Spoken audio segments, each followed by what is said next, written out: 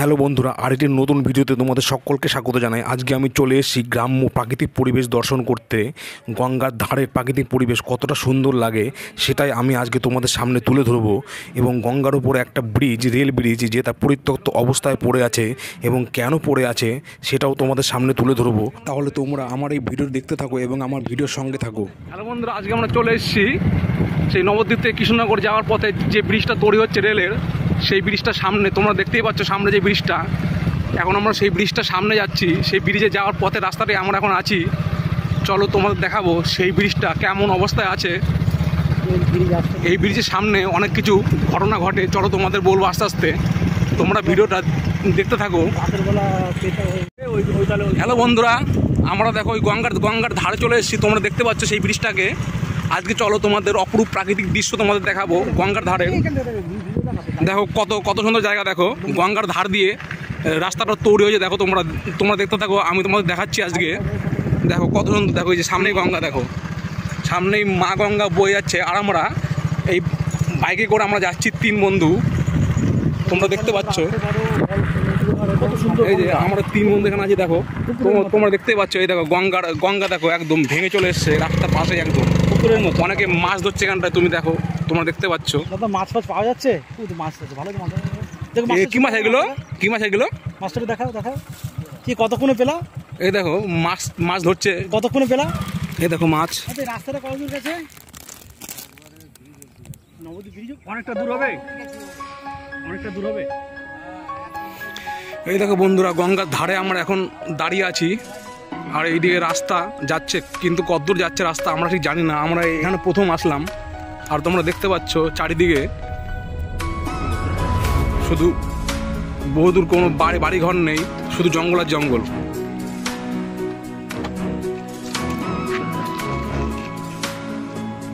ওই যে সামনে সেই ব্রিজটা তোমরা দেখতে পাচ্ছ, যে রেলের ব্রিজটা তৈরি হচ্ছে নবদ্বীপ থেকে কৃষ্ণনগর যাওয়ার পথে। কিন্তু এখন এই ব্রিজটা এখন বানানো বন্ধ আছে জমি সংক্রান্ত কারণে। তোমাদের একটু পরে ওই ব্রিজের একদম সামনে তোমাদের নিয়ে যাব। তোমরা আমার এই ভিডিওটা দেখতে থাকো এবং আমার এই ভিডিওর সঙ্গে থাকো। আমার সঙ্গে আমার 2 বন্ধু এসছে, ওই যে তোমরা দেখতে পাচ্ছ, শান্তনু আর সুব্রত। গঙ্গাটা ভেঙে একদম রাস্তার সামনে চলে এসছে। ওইদিকে সেই গৌরাঙ্গ সেতু নবদ্বীপের। আমরা যেখানে আছি সেটা হচ্ছে নবদ্বীপ এবং সমুদ্রগড়ের মাঝামাঝি রেলের যে ব্রিজটা তৈরি হচ্ছিল, সেই ব্রিজের সামনে আমরা এখন দাঁড়িয়ে আছি। কিন্তু এখন গঙ্গাটা ভেঙে একদম রাস্তার ধারে চলে এসছে, তোমরা দেখতেই পাচ্ছ কত সুন্দর প্রাকৃতিক দৃশ্য।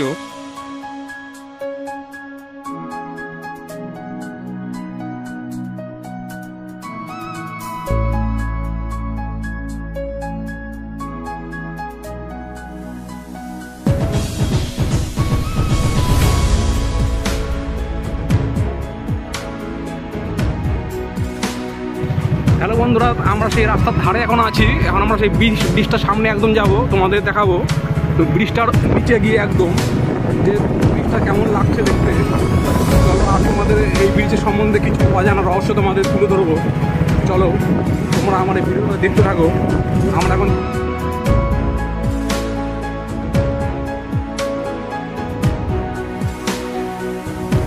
ভৌতিক কিছু রহস্য এই ব্রিজের সম্বন্ধে আছে, শুনতে পেরেছি। চলো বলবো আস্তে আস্তে, তোমরা আমার এই ভিডিওটা দেখতে থাকো।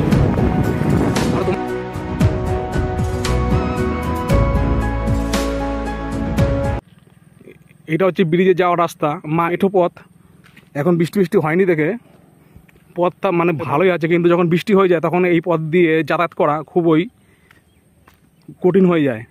এখানে অনেক কিছু খারাপ ঘটনাও ঘটে, ভৌতিক ঘটনা এবং মানুষের দ্বারাও কিছু ঘটনা ঘটে আমি শুনতে পেয়েছি। চলো তোমাদের বলবো আস্তে আস্তে যে কেমন কি ঘটে। মানে রাত হলে ভৌতিক কিছু কাণ্ড কারখানাও এইখানে ঘুরতে শুনেছি নাকি হয়েছে। ওই যে ব্রিজটা, আর দেখো তোমরা যত দূরেই তোমাদের চোখ যাবে শুধু জমি আর জমি বা জঙ্গল। নবদ্বীপ থেকে কৃষ্ণনগরের জন্য এই ব্রিজটাকে তৈরি করা হয়েছিল, কিন্তু জমি সংক্রান্ত কারণে ব্রিজটা এখন তৈরি বন্ধ আছে অনেক দিন ধরেই, 3-4 বছরের মানে বেশি।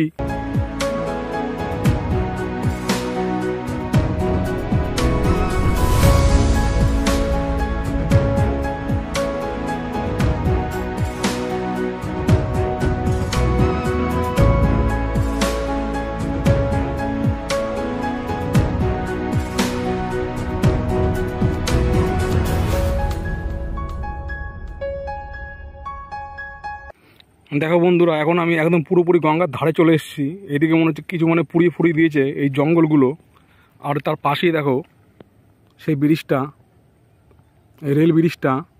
জমি সংক্রান্ত কারণে এই ব্রিজটা বানানো বন্ধ আছে এখন। বন্ধুরা আমি দেখো এই মেঠো পথ দিয়ে দুদিকে জঙ্গল আর মাঝখান দিয়ে সরু রাস্তা, সেই রাস্তা দিয়ে এখন এই ব্রিজের সামনে যাচ্ছি একদম। চলো তোমাদের একদম ব্রিজের সামনে, একদম ব্রিজের নিচটায় নিয়ে যাব। এখানে অনেক লোকজন আসে এখানটায়। ওই দেখো বসে আছে, দেখো। আর ব্রিজটা দেখো, এই দেখো ব্রিজটা দেখো, মাছ ধরছে অনেকে এখানটায়। ওই দেখো ব্রিজটার নিচে আমরা চলে এসেছি।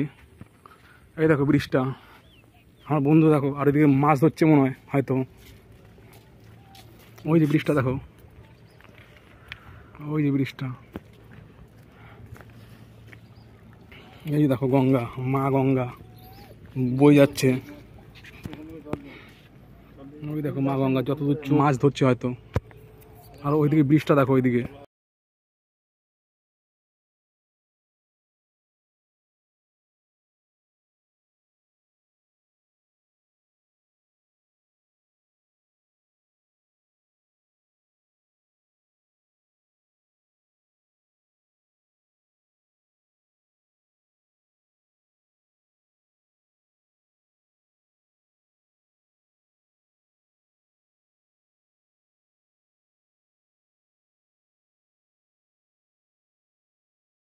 এই ব্রিজটা সম্বন্ধে একটু কিছু ঘটনা বলবে। ও জানে এই সম্বন্ধে, ভালো জানে এই ব্রিজটা সম্বন্ধে।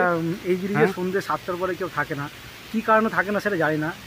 অনেকে বলে এবার এখানে চুরি ডাকাতির ভয় হতে পারে। আর দ্বিতীয়টা আমার মনে হয় চুরি ডাকাতির ভয় না, এখানে ভৌতিক স্থান। আর হ্যাঁ, ভৌতিক কিছু ঘটে, অনেক কিছু ঘটে। বা আশেপাশে লোক তোমরা দেখতেই পাচ্ছ কিছু না। এখানে যেইটুকু লোক 8-10 জন 5-6 জন লোক আছে, বাট যখনই 8টা বাজে কেউ থাকবে। এত সুন্দর ওয়েদার, এত সুন্দর গরমে হাওয়া, তাও কেন লোক থাকে না জানা নেই। হয়তো মনে হয় না কিছু এখানে কিছু ঘটে রাত্রিবেলা মনে হয়। হ্যাঁ, ব্রিজের গোড়ায় অনেক অনুমান। ব্রিজ করতে গেলে কিছু মানে জীবন্ত লাশ দিতে হয় কিছু। না, এটা ঠিক না, এটা ঠিক না, এটা ঠিক না। ব্রিজ করতে গেলে কিছু দিতে হয়, পাথর বা কোনো কিছু দিতে, রক্ত দিতে হয়। ওইটা আমার মানে শুনেছি অনেক, আমি জানি না, হলে হতে পারে। বাট আমার মনে হয় এখানে থাকে না ওই কিছু, হয়তো কিছু অনেকে অনুভব ফিল করে হয়তো। তোমরা দেখো, ওই দেখো আমার বাড়িতে দেখো। তোমরা যত দূর তোমরা যাবে শুধু জমি আর জমি, শুধু জঙ্গল আর জঙ্গল, মাঠ ঘাট শুধু, আর কিছু নেই। দেখো দেখো। হ্যাঁ, তবে আমরা এখানে এর আগে 2বার এসেছি। তো এখানে যারা থাকে, এখানে আশেপাশে লোক, তারা বলে রাতে থেকো না, চলে যাবে, এখানে অনেক কিছু ঘটতে পারে। দ্বিতীয়টা মানে চারিদিকে তো জঙ্গল, তো অনেকে ভূত বা বিশ্বাস করে না, বা আমরাও অতটা বিশ্বাস করি না। কিন্তু কেন মনে হয় না যে রাতে থমথম এরিয়া, পাশে একটা গঙ্গা বয়ে গেছে, পাশে শ্মশান আছে, অনেক কিছু এখানে হয়তো কিছু মানে হতে পারে। বাট আমার রাতের বেলা কেউ থাকে না, এটুকু জানি।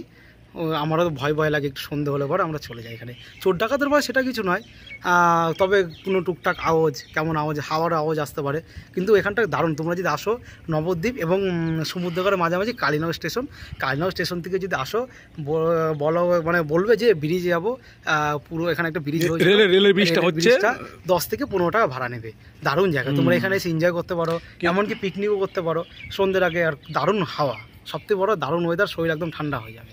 গঙ্গার হাওয়া, হ্যাঁ এটা ঠিক, একদম গঙ্গার হাওয়া। প্রাকৃতিক পরিবেশটা খুবই সুন্দর, দারুণ পরিবেশ। চারিদিকে তোমরা চারিদিকে সবুজ পরিবেশ, একদম প্রাকৃতিক পরিবেশে ভরপুর। মনে হবে একটা আশেপাশে বাড়িঘর অনেকটা দূরে, 2 কিলোমিটার দূরে বাড়িঘর আছে। যদি তোমরা এখানে আসতে চাও তাহলে তোমরা আসতে পারবে। এইখানে পিকনিক স্পটটা খুবই সুন্দর। পাশে একটা দেখো, পাশে একটা তোমার একটা দ্বীপের মতন আছে, ওইখানটা আছে, ওই দ্বীপের মতো আছে। তোমরা নৌকা ভাড়া করে সেখানে গিয়ে তোমরা পিকনিক করতে পারো। যদি তোমরা শিয়াল দেখতে চাও, একবারে জীবন্ত শিয়াল, কাকে বলে শিয়াল দেখতে পারবে, একবারে চোখে শিয়াল। তবে খুব বেশি ওটা হচ্ছে গঙ্গার একদম মাঝে। তোমরা যদি আসো, গঙ্গা দুই দিকে রাস্তার মাঝে, হ্যাঁ ওইটা হচ্ছে গঙ্গার মাঝে একটা চর। যদি তোমরা আসো তাহলে আসতে পারো, এখানে পিকনিক করতে পারো। এবং দেখো এই ব্রিজটার তলায় দেখো, এই দেখো কত সুন্দর জায়গা। দেখো তোমরা দেখো, আমি তোমাদের দেখাচ্ছি, যত দূর তোমাদের চোখ যাবে শুধু সবুজ আর সবুজ, শুধু জমি আর জমি। দেখো তোমাদের যত দূর তোমাদের চোখ যাবে, কোনো বাড়ি ঘর নেই, বাড়ি ঘর কিচ্ছু নেই। ওই জন্য এখানে তোমরা আসতে পারো, তোমাদের খুবই তোমাদের ভালো লাগবে। কিন্তু আমি বলবো তোমরা আসলেও তোমরা ওই রাত হওয়ার আগেই তোমরা এখান থেকে বেরিয়ে যাওয়ার চেষ্টা করবে। হ্যালো বন্ধুরা, তাহলে আজকের মতো ভিডিওটা আমি শেষ করছি, কারণ অন্ধকার হয়ে আসছে। যদি তোমাদের ভিডিওটাকে ভালো লাগে তবে ভিডিওটাকে লাইক করে চ্যানেলটাকে সাবস্ক্রাইব করে রাখবে পরবর্তী এরকম আরও ভিডিওগুলো পাওয়ার জন্য। তাহলে চলো।